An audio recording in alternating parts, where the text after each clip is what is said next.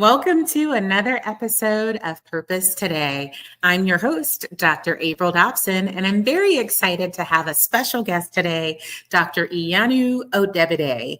Dr. Iyanu is an international speaker and the CEO of Wokkah LLC. Dr. Iyanu has been featured on TEDx, and I'm so excited that during our episode today, we're going to talk about leading with purpose, AI strategies to maximize return. You don't want to go anywhere. We'll be right back after these special sponsorship messages. Purpose Today, this episode is brought to you by Purpose Today Global in partnership with the Purpose Professionals community. If you're a professional who has a desire to align your profession with your purpose and also have an opportunity to network with like-minded professionals, join the Purpose Professionals community. It gives you an opportunity to grow your career, launch your business, and have an opportunity to align with your purpose. The Purpose Professionals community has moved from school, and you can find the community link in the chat.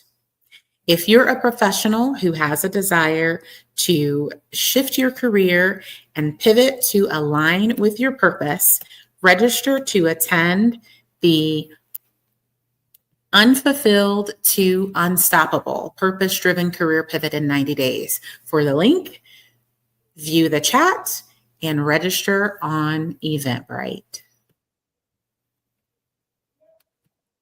Welcome back to Purpose Today. I am so excited to welcome our very special guest, Dr. Iyanuoluwa Odebode.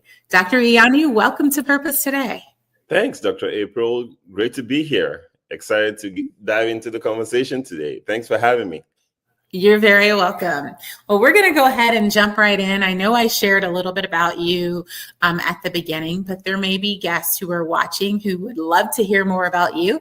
So if you don't mind, can you just share more about yourself with our viewers? Yeah, so my name is Dr. Iyanuoluwa Odebode, and I am the founder and CEO of Wokkah. And what we do is we help organizations refine and redesign their slow, manual, or broken processes.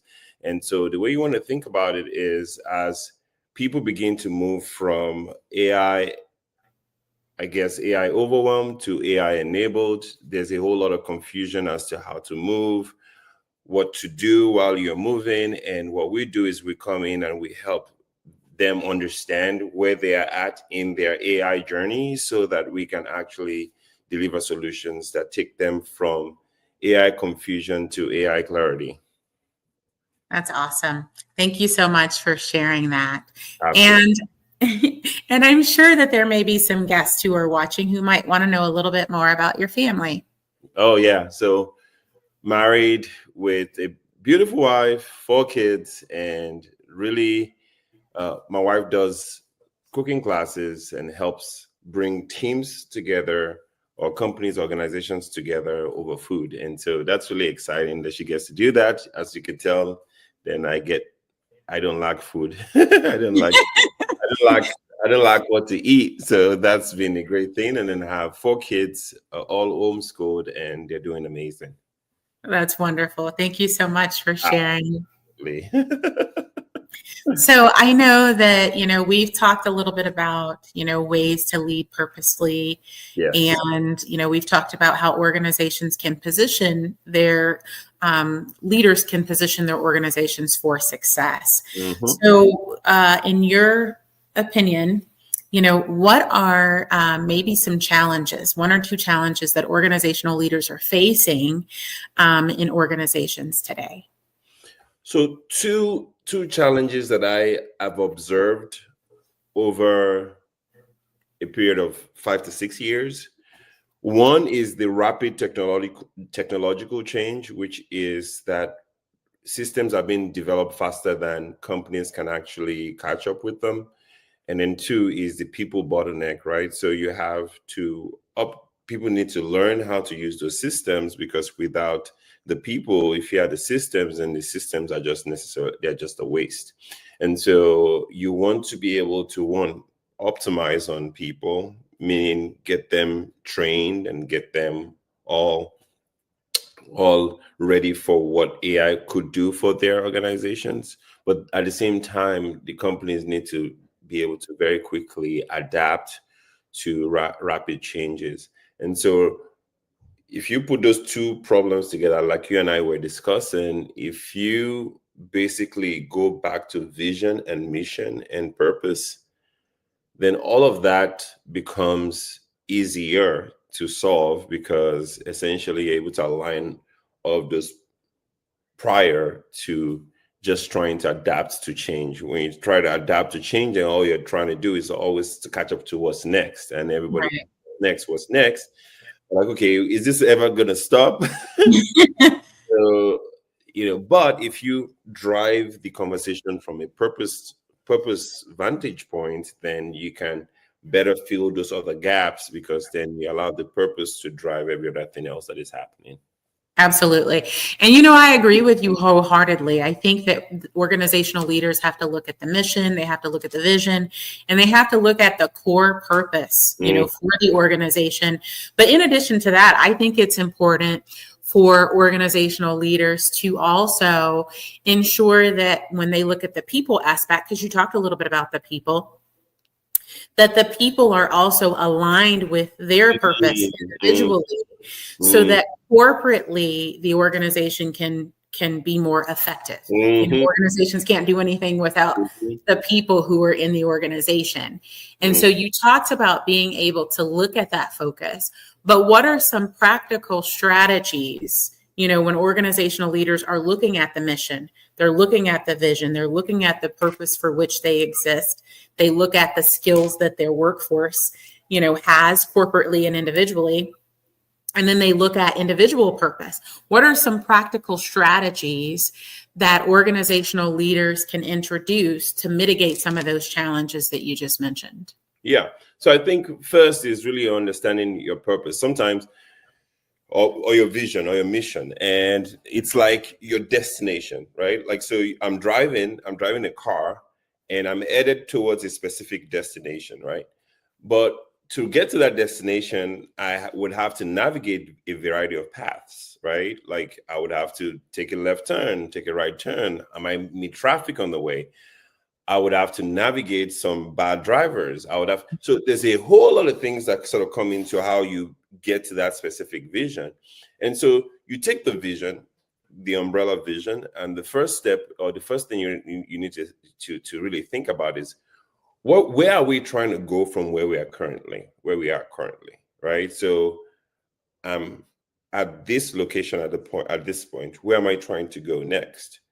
Okay, we're trying to go here. We're trying to do this for our customers. We want to be able to serve them better. We do not want to, for example, cut our staff. We want to increase our staff, right? That's, as AI is becoming a thing, we're seeing people who are basically saying, hey, we don't need 6,000 people to get this job done anymore. And so they're listening to the investors rather than listening to the purpose and the vision that actually started off a majority of these organizations, right?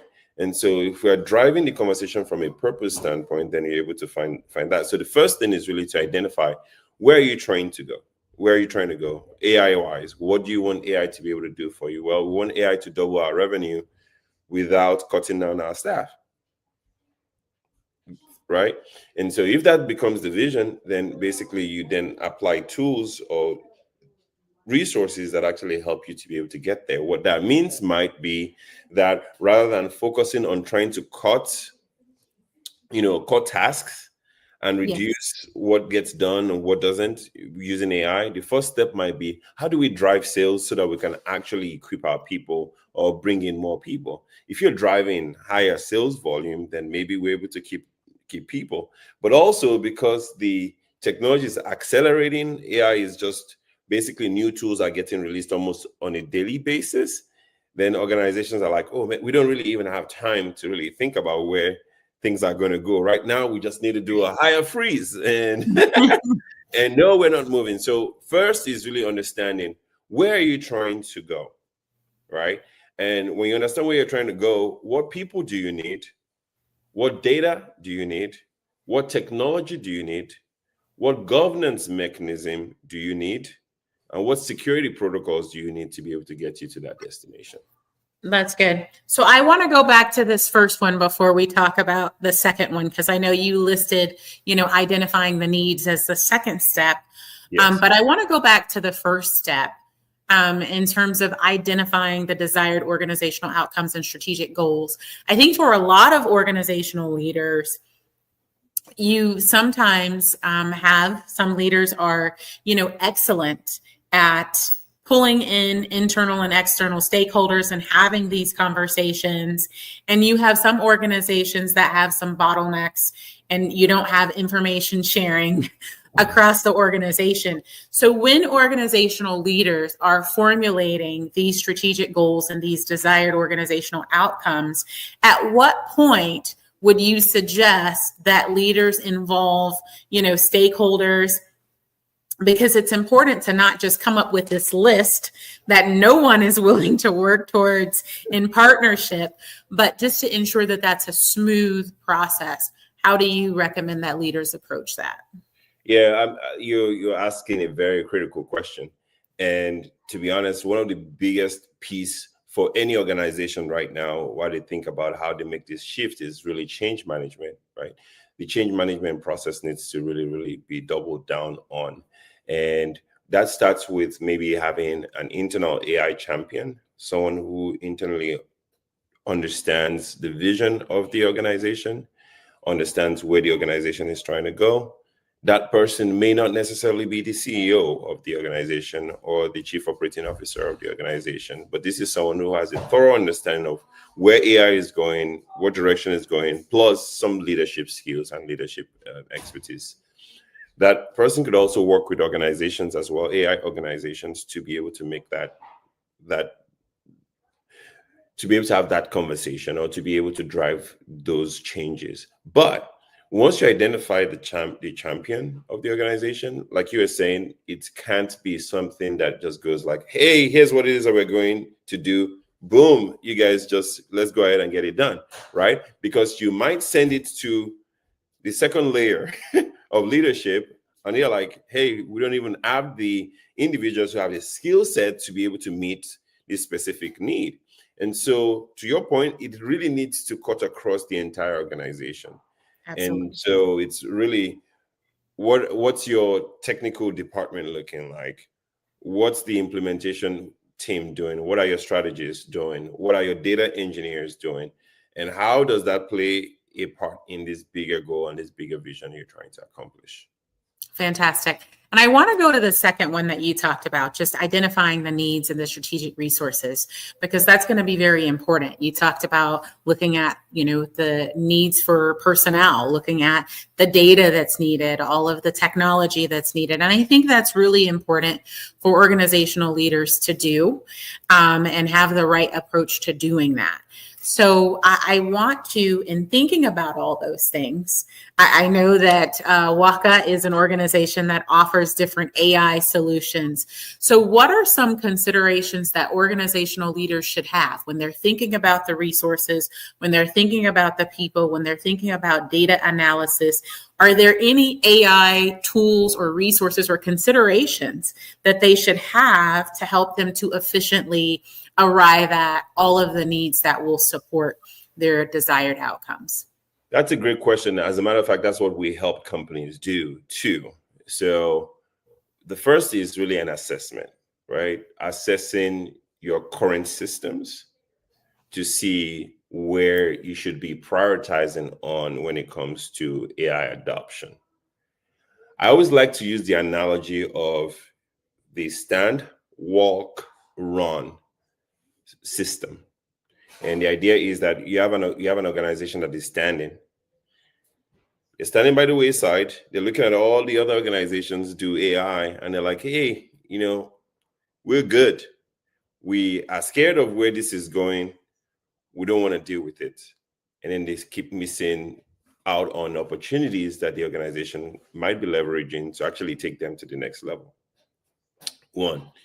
You have organizations that are in the walk step. They're not quite standing. They're taking little steps. Great. That's actually the best place for an organization to be, because you are able to cautiously move. So, when you see a stone, you're able to not stumble, right? Yeah. And then the run phase is like, hey, you just better pray that there's nothing in front of you, because if you're not running cautiously, you could just veer off the road, and a car comes and just slams the brake and hits you, or does something critical to the organization and company that we're discussing about. And so it's really critical for the organization to first assess where they are currently, assess your systems, assess the people. And I want to stress the people, because in the AI conversation, most of the time the people are missing. And that's the reason why we think more about how robots and things and robotic automation and things of that nature replaces people. But if we included people in the conversation, I think it would be more enabling people to do better. And so really building the people becomes then essential. Then the governance piece of it is, now we have organizations that would basically say, hey, you could use GPT, and everybody's connecting their emails to their GPTs. Everybody's connecting their calendars to their GPT. Well, what you're really doing is you're selling your personal information onto the platform. And so how do you start really thinking about what that governance looks like, so that the organization or the corporation isn't selling their information to another company that can basically use it for something else, or exposing their information to the general public to use, and then it becomes detrimental to their growth. And so it's really critical, and it's really important, one, to do the assessment first. And how do you do the assessment? You either work with an AI company that has done assessment, or basically look into your internal systems, look at your processes, look at your people, look at your data. Those three things, extremely important. Then look at your governance and sort of start figuring out how you match that. That's good. Thank you so much. I do want to just re-emphasize the importance of the assessment. Sometimes organizational leaders are so concerned about arriving at the outcome that they don't spend enough time in the assessment phase. So I think that's very important. Yeah. And, for those of you who are joining and watching, please feel free to put in the chat, the areas that you believe within your organization you need to spend more time, assessing. Dr. Iyanu talked about being able to assess the systems, being able to assess and develop or build the people, and being able to assess the governance. We do have a responsibility to our customers, both internal and external, that we are not releasing data and information that should not be released. But we also have a commitment, to who we service, to staff, to ensure that people are in the right positions, doing the right things, and being aligned with purpose. And you have to be intentional as a leader with developing your people and having the right succession planning, the right talent management, and the right workforce development. So I just wanted to, make sure that I just further emphasized everything that you've said, and just bring an HR standpoint to what you've shared. I agree with you 100%. Really, identifying the problem is as critical as solving the problem, because if you've not identified the right problem, how do you know exactly what to solve? And so assessing allows us the opportunity to identify the problems, identify the issues, identify the things that we need to change. And then now you can turn around and say, okay, here's a systematic approach on how we're going to solve them. And to your point, and you do a really, really great job at this, just with our interactions thus far, is working with individuals and working with people is really critical to building any organization. And so if you're not building your people and you're not creating a workforce that would be able, you're empowering to be able to do better, and all they have to do is come into work and be scared that they might get laid off the next day. I mean, it's a sad situation. Yeah. You know, I know I agree with you wholeheartedly that there has to be a way to build and develop the workforce, and that, you know, leaders within an organization, because I believe we're all leaders, should not fear coming in and potentially, you know, losing the what they would consider to be the security in where they're working. And I think within every organization, even if professionals are not entrepreneurs and have their own business, they're introducing entrepreneurial efforts into an organization, because that's how an organization is able to, you know, to thrive with people. So thank you so much for that. And you mentioned earlier about introducing AI and introducing the right AI tools. And I know that Wokkah has many AI-powered solutions that are available to organizations. So can you share a little bit about the AI tools and solutions that Wokkah offers and how you've deployed those solutions for organizations? Thanks, Dr. April. So we come from and this is the best place to really share where our heart is as an organization. And that also helps to share how we approach our deployments and how we approach building our applications on the Wokkah front. We work with external tools, but we also build our own internal tools as well. And so what we do is basically we try to assess where their opportunities lie. But before we go assessing where opportunities lie, what we really want to pay attention to is not just where the opportunities lie, but like what the current challenges of the organization is today. So what are your challenges? What are you facing? And so we have a internal tool that helps to do that assessment. That the tool basically takes into consideration your current organization, your implementations, the tools that you've built, the tools that you have and those that you don't, the things that you're looking to solve for. And it actually uses AI, to essentially point you to, this is where you need to be focused on. We look at it from two angles. We look at it from a return on investment, but as I would say, we look at it also from a return on purpose standpoint. So return on purpose means like basically how are you able to drive growth around your mission, around your vision, around what it is that you've actually purposed to do for the world, number one. But also how are you able to drive revenue at the same time? So those multiple places. So what we do is we have a group of talents. We have a series of humans, not just talents, humans that we have trained and we've equipped to solve people's problems. And so you connect with us, you typically put the problem you're trying to solve or your project or the vision that you're trying to accomplish. And basically what we do is we take what you share with us, we break it into requirements, and we find people that would help solve those problems internally. So one, we help companies directly create tools that help them to grow, but also before they even get to creating the tools, we help them identify what problems and challenges that they have that exist and what they need to solve for based on the return on investment and return on purpose, so that we can actually build a tool that makes sense and allows them to accomplish their vision, grow their revenue, and grow their purpose.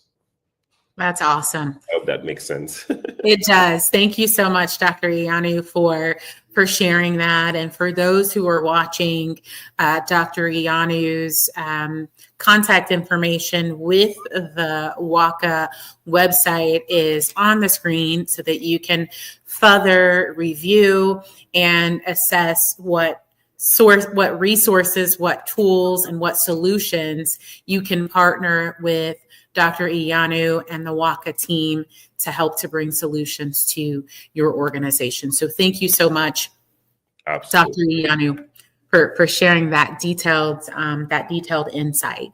Absolutely. I know that there's so many different ways that your organization has been helping leaders globally. And I know you just gave some insight on some of the services, but can you share more information on how you and the Wokkah team are helping both organizations and leaders globally?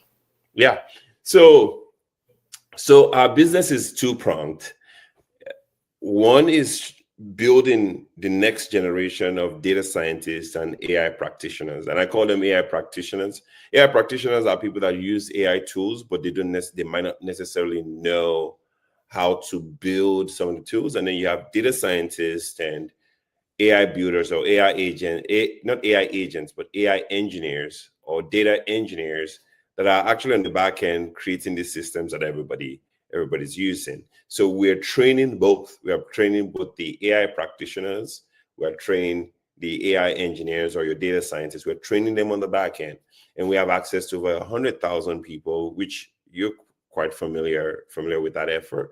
We have about 100,000 people that we have access to train, to build, to grow, to support organizations as we move into this AI space. So we don't want to be people that actually fire people. We want to be people that actually hire people. And that's the idea. How do we create opportunities for people? When the AI move started, Dr. April, I was thinking to myself, like, man, we could build an AI tool that would change the world, and which is great. We could make a whole lot of money from it. But at the end of the day, like, we saw the gap, we saw the issue, and we realized that AI is going to actually start taking up more people's jobs than actually keep them.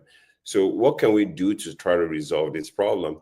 And rather than pursuing building like amazing applications, which I could do because I have the degree that allows me to be able to build those tools, we chose to follow purpose first, which I've shared this with you already around how we really did choose to follow purpose first. So we have that piece where we're actually empowering and encouraging people, and we want to do 1 million. We want to be able to help 1 million people, and we believe that we can. So in the next 1 year, we want to be able to train 50 to 100,000 people to be ready to be hired. And then on the other hand, we want to help organizations to become AI ready. And so we believe that there are new industries that will be created with the AI move. We believe that there are new businesses and new companies that will be created with the new AI move. We believe that there are a lot of people that are going to take advantage of AI, like we did take advantage of electricity to build computers. Right. We use AI to create the next generation X, Y, Z, HL, whatever that application is. And so we wanted to be in the forefront of it. We want people to be able to say, hey, we were on the platform, we were conceiving this idea, we had no idea what was going to happen, but we were able to take this idea from zero to $1 billion because we partnered with Wokkah. And so basically what we do is we engage the organization, we learn what they need done, and we have internal tools that actually help them do it. So for example, we have the assessment tool, which I mentioned about. We have training tools as well, AI training tools that help organizations to train their staff on how they could be ready and prepared for the AI emergence, or whatever it is that we choose to call it. And so training, we have tools that we've built internally that solve those kind of problems as well, so that organizations can prepare their staff to be ready for what's coming ahead of the whole situation with AI. So that's one. Two, for the organization, we also help the organizations identify what is that one thing that you could do that could be very, very transformative for your business and would make you get to the next level to AI. So I'll give you an example. So a lot of organizations today are trying to automate their systems, which is great. It's good to learn how to automate your systems. A lot of organizations are trying to reduce the time it takes to be able to solve problems. That is amazing. But what we're trying to do is, okay, are there organizations looking to increase their staff? What would it take for them to get from point A to point B? According to Google, Google is actually hiring people, right? Why? Right. Because if you're getting more work will require more people. And so how do we help organizations to become like that, where it doesn't become about, oh yeah, now I can fire X number of people so that I can get this work done. So we start thinking through, okay, what does your sales engine look like? And so internally we have a tool that is an automation tool that helps increase double sales for any organization. That's good. Now I want to go back to something, Dr. Iyanu, that you said, because I don't want to pass over it. Yep. You talked about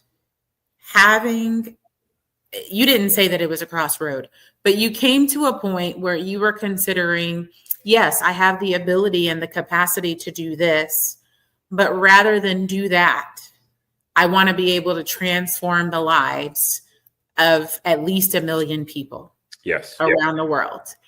And so there's several things that I want to ask about this. And I think that many organizational leaders are in a position that they're having to make assessments. They're having to assess whether or not they reduce their workforce. We've seen this private sector and in government. And you have people who are impacted. And I know you've made efforts to be able to develop and train people and create opportunities for people to be employed. And so one thing that I wanted to ask you about, what are some things that organizational leaders can do if they are faced with what they believe is a need to do reductions in their force or do, some type of layoffs? What can you say to them to consider, not having these large numbers of layoffs and reductions to create opportunities rather than focusing on just the return of investment for their companies? Really great question. Lots of organizations are over leveraged, right? So the majority of them were spending money that they don't have. Some, not maybe not the giant companies, but like a majority of the companies, you get seed funding to do X, Y, and Z, and then you just hire a bunch of people that you don't necessarily need. So one, you need to evaluate your priorities as an organization. That's number one, right? Like, is our mindset in the right place? You could almost tell those whose mindsets are in the right place by the things that you hear people say. You see what I'm saying? Yes. So that's number one. Two, how are you training your current staff to be AI enabled so that you can actually increase the productivity of the organization, as opposed to, hey, I'm going to lay them off? And so one, you want to start thinking like, how are we training them, or how are we equipping them, or how many people are actually willing to make the changes that are needed so that we can stop being over leveraged, but now start using our resources to increase our human resources, to increase our sales volume, to increase our reach. Also, are you assessing the opportunities that exist for the organization? How are you assessing those opportunities compared to your current workforce? So side by side, right? Comparative analysis. What's your work volume? What are you going to need to drive sales? What's that work volume going to look like? How do you equip the workforce to be able to meet those demands? What is the delta there? a majority of those things are not necessarily being discussed, or if they are being discussed, people figure out they are over leveraged anyway. So they're like, you know what? Now we see where the leakages are in our system, Right. and then humans become the victim of this, which is totally wrong. I agree. So you said something else. You talked about wanting to make sure that you had a return on purpose, Yes. right? Yes. And so there may be organizations and leaders who are not looking at, purpose first, and they're just simply trying to look at their return on investment. How can organizational leaders realign or better align to ensure that they're getting a return on purpose and a return on investment? So I think really a lot of things that have driven my decisions in my life has been my faith, right? And I think that companies, CEOs need to start sort of reevaluating why we do the things that we do. Are we doing it to help people? Are we doing it for financial gain only? If we're doing it for financial gains only, it stays with us and it doesn't get to spread. And we're building a generation. And so you never know whom you influence today, the effect of that. There's a guy by the name David who was good friends with Jonathan. This is in the Bible. And basically, after his friend lost his life, he became a support to his friend's family because David had the wealth, he had the ability to be able to support that.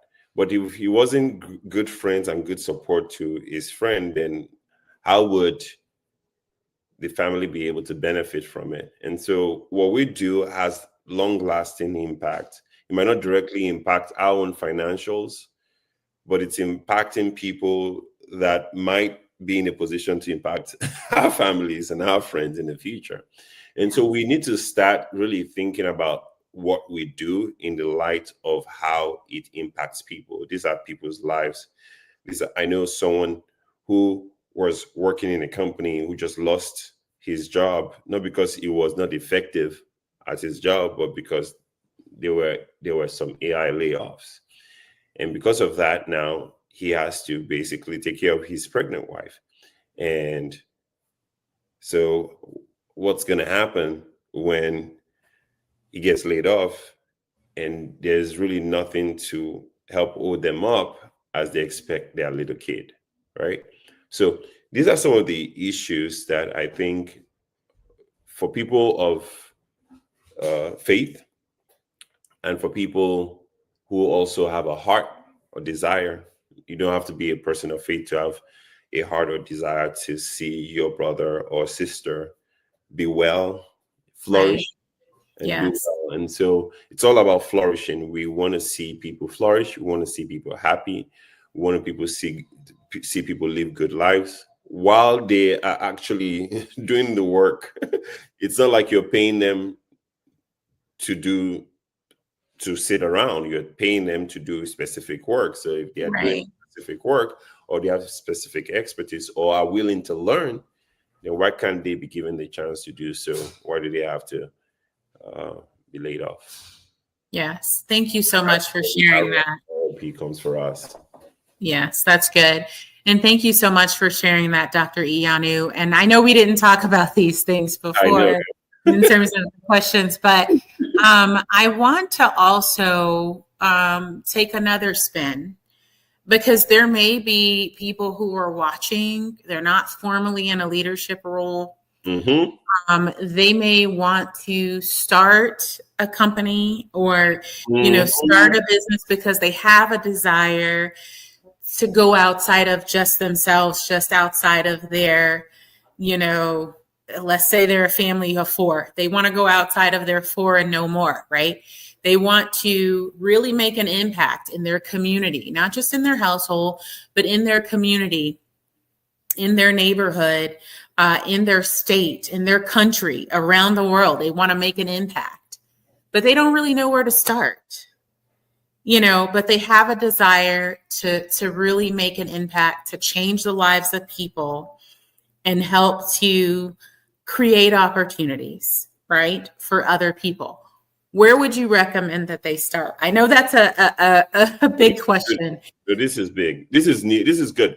So I like that you asked this question, because I think it's also important to address this as well. So one is, you want to learn, and I'm going to go really practical now. You want to learn how to use GPT. So you want to learn how to use tools, AI tools, and there are a bunch of them. A lot of people focus on just one of them, ChatGPT. That's great. You can keep that as a focus, but more importantly, you want to ask yourself, what problems are you really looking to solve? And how can I use this tool to speed up the time it's going to take me to do the research? So now, of course, with these tools that exist, some of the things that used to take hours, 9 hours, 10 hours to do, now can take you milliseconds, right, to do. And so the first thing you want to do is you want to use a tool, an AI tool. I don't want to restrict it to GPT. There's Claude, there's Grok, there's DeepSeek, there's a whole bunch. You want to use it to identify what opportunities exist, right? So that's the first step. And when you're plugging in the opportunities that exist, use this tool not necessarily as, hey, I trust what it is that what you're saying, but as a verification tool.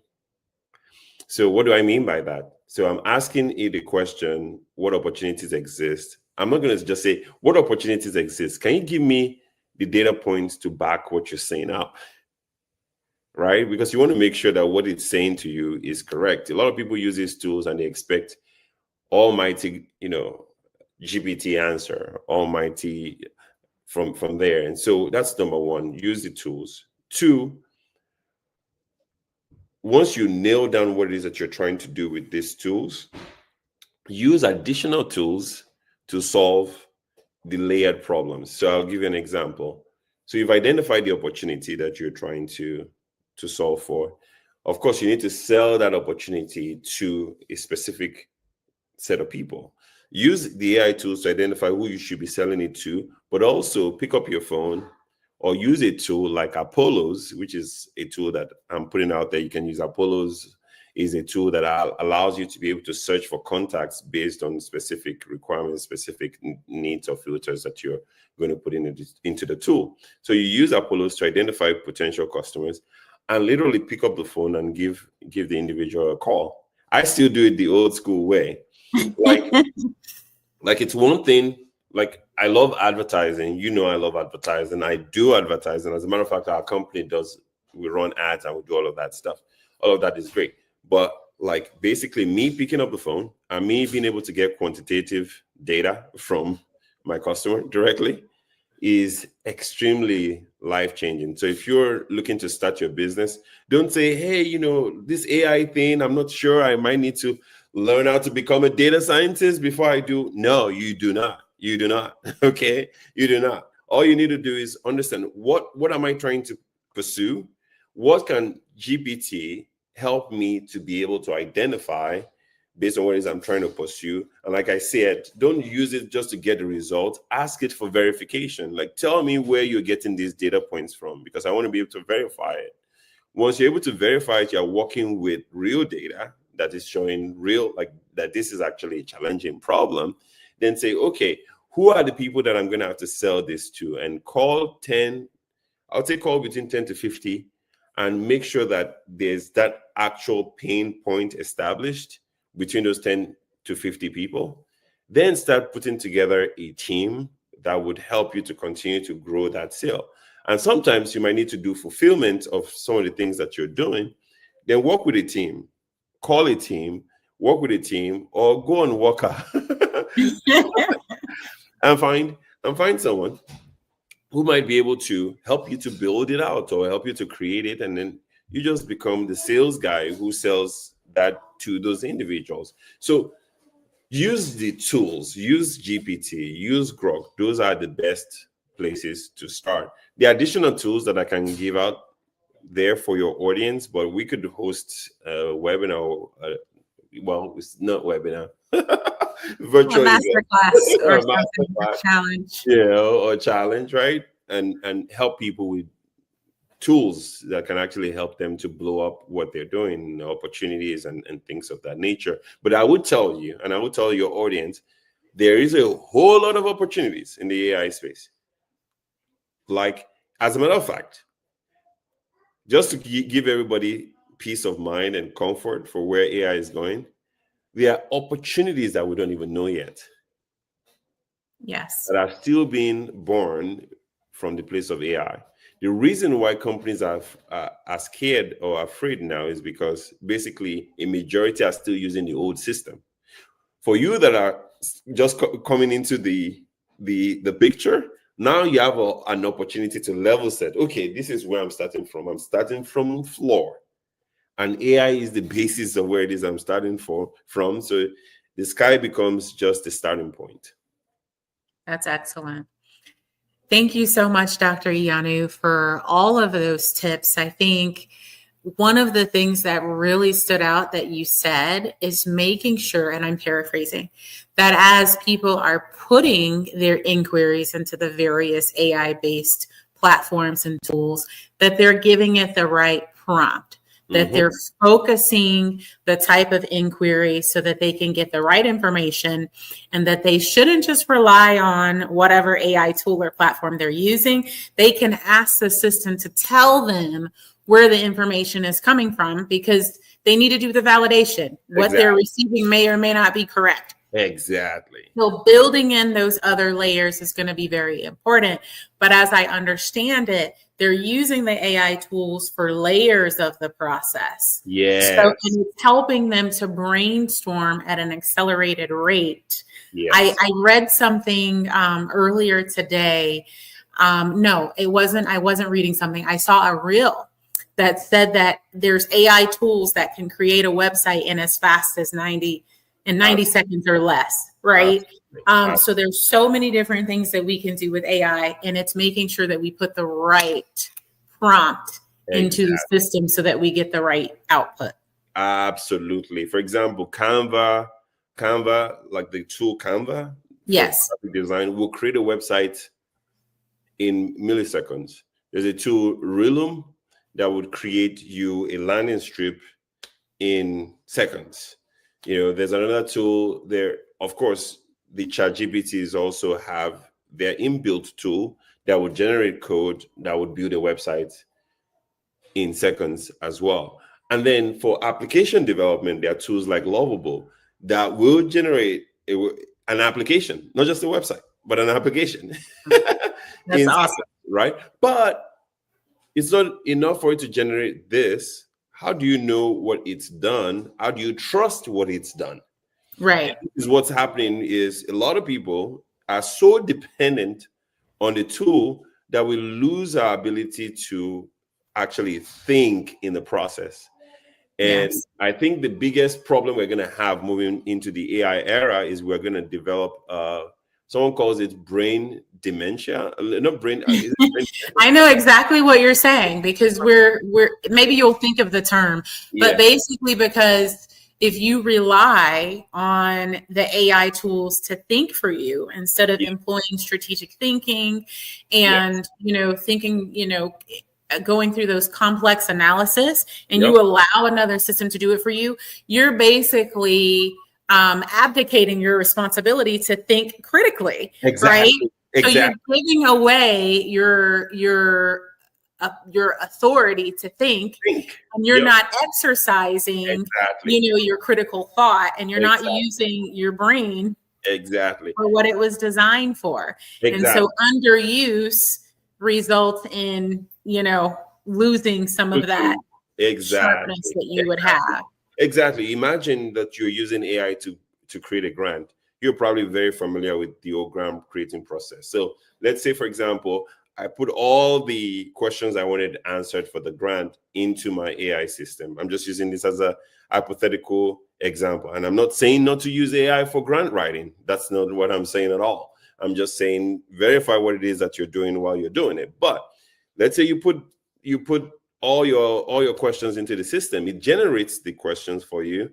You send it to the reviewer, and the reviewer says, "Oh, we need you to answer this, and this." So imagine you put what the reviewer says you should answer, you put it right back into the AI tool, and then it does it for you. And then maybe you went through 7 rounds of reviewing. At the 7th round, if you're feeding it into the AI system and you're not reading what it is that you're feeding right in, you don't even know what's in the grant any longer. Exactly. Dr. Iyanu, that's an excellent example, but I want to also correlate it to how when people started utilizing spell check or auto yes, how they forgot to spell certain words because they weren't spelling them. So I can think about my first computer. Our parents, I think it was a Tandy, maybe when I was about 9 or 10 years old. It was a bigger computer than what we use today. But computer systems have even evolved where now it has an autocomplete when you're typing. And when you get in a habit of texting and it autocompletes and you're not really having to spell words out fully, or you're relying on your computer to do a spell check for you, the thing that AI doesn't know is it doesn't know the context in which you're saying what you're saying. Yep. So yet again, how people lost their ability to spell, appropriately from using these auto systems. I think it's a direct correlation to the capacity that we can lose from thinking critically by relying on AI. So 100%. yes. 100%. And you observe that the more we keep introducing better ways of doing things, the more we lose the knowledge on how those things work in the first place. And so when those things get broken, what's going to happen? Imagine that you had the airplane pilot who flies, us up and down from one place to the other. Imagine you had a shortage of pilots. Wow. Just think about it, right? Just think about the effect of that. Maybe because we initially thought AI systems can fly the plane for us, then we lost the skill set of flying in the process. And because we lost the skill set of flying in the process, if anything happens in that knowledge transfer, then basically you have a whole generation that doesn't even understand how planes actually work, because we basically outsourced all of that knowledge to a particular system, which now we're so far from being able to understand how they work. Yes. And, that's an excellent example. And I even, can say practically that I think a lot of organizations need to start introducing polls to determine the human side of things and whether or not humans are okay with the automations that have been introduced. I remember about a month ago, I decided I was going to order something online for pickup in store because there's this particular, I'm going to leave the brand of the company anonymous, but they opened a new location in my area, and the location that they opened had a drive-through, but you could only go through the drive-through if you called ahead. Well, they don't even take the order over the phone, but you had to order in advance on the app or online in order to go through the drive-through. Well, I didn't check my order before I left. And this is a place that sort of assembles your order based on what you select. And I didn't check it before I drove off, and I got all the way home, and a core ingredient or component was missing from my order. And so I tried calling in to talk about the issues so that I could go back and get a replacement. And it was an AI agent helping me. And the AI agent didn't give me the option of how I wanted it resolved. So it just gave me a free beverage. Well, I'm sorry, a beverage isn't a proper replacement for an actual meal. My goodness. That is incorrect. So again, it's about having all of the tools, being able to ensure that you're not losing the ability to do what needs to be done. That human touch, that human interaction is what's needed. And in that case, there should have been an option to speak to a live human, but there was not. So again, that was complete outsourcing to AI to handle something that AI was not equipped to handle. So, and then it said that it closed my ticket because it was resolved. It was not resolved.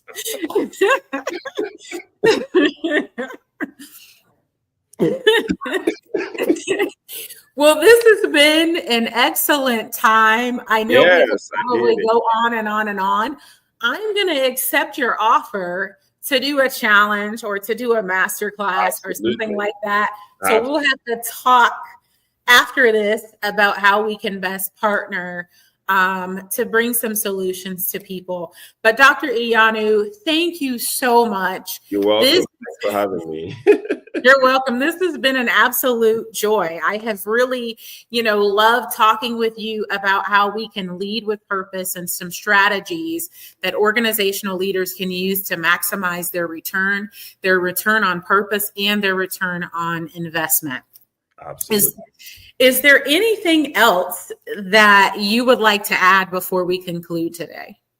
Well, first of all, thank you so much for having me. And one of the reasons why we was really excited about the conversation was that, like, a majority of the things that you're doing are human-centered and centered around empowering humans to do. And like you and I have been discussing all through this session, we're not necessarily going to all stay in our bed and expect that robots will bring the food, because we're going to be incapable of moving after a while, because we're going to develop blood clots and things of that nature from just staying on the bed. So there is a part of the world that requires our engagement, our function, our moving around, and we make the world a beautiful place. Like, we make the world a beautiful place. And so pushing that human interaction, pushing that purpose, because you can try to feed purpose into a robot, but it's not going to be similar to feeding it to a human. And right. so what makes us human, what makes us do the things that we do, are solely because there are things that God has placed in us as gifts that we get to share. So I believe that, like, when it comes to AGI and super intelligence, all that stuff coming up, I think nothing is still going to replace the giftings and the talents and the things that God has placed in all of our hearts and mind to do as humans. I agree. And so whether you believe in God or not, all of that, we're all called to do something. And so I think that what you're doing is really pushing people to be able to live their lives in a purposeful way. And it's a very great thing. And just thought to share that what you're doing is amazing, and keep doing what you're doing. That's all I have to really share. Thank you, Dr. Iyanu, and you're very welcome. It's just been a joy to have you on Purpose Today with Dr. April Dobson. If there are viewers who want to get in touch with you, what's the best way that they can do that? So there are two ways to reach me. Either reach me on LinkedIn or reach me on Instagram. You can, if you have any business-related work, probably better to reach me at Iyanuoluwa Wokkah. And LinkedIn is my professional platform, and so you could reach me there. You could find some of the contents that I share about AI. I mostly share on LinkedIn, so that's also a good place to connect. Perfect. Well, thank you so much, Dr. Iyanu. It has been such a joy. Thanks. And to all of our viewers who are watching, thank you so much for watching Purpose Today. I hope that there's been something that you've gained insightful from today's episode. Put in the chat if there's something that stood out for you, and reach out to Dr. Iyanu, connect with him on Instagram and LinkedIn. And so I want you to continue to tune in for another power-packed episode of Purpose Today. Thank you so much for tuning in.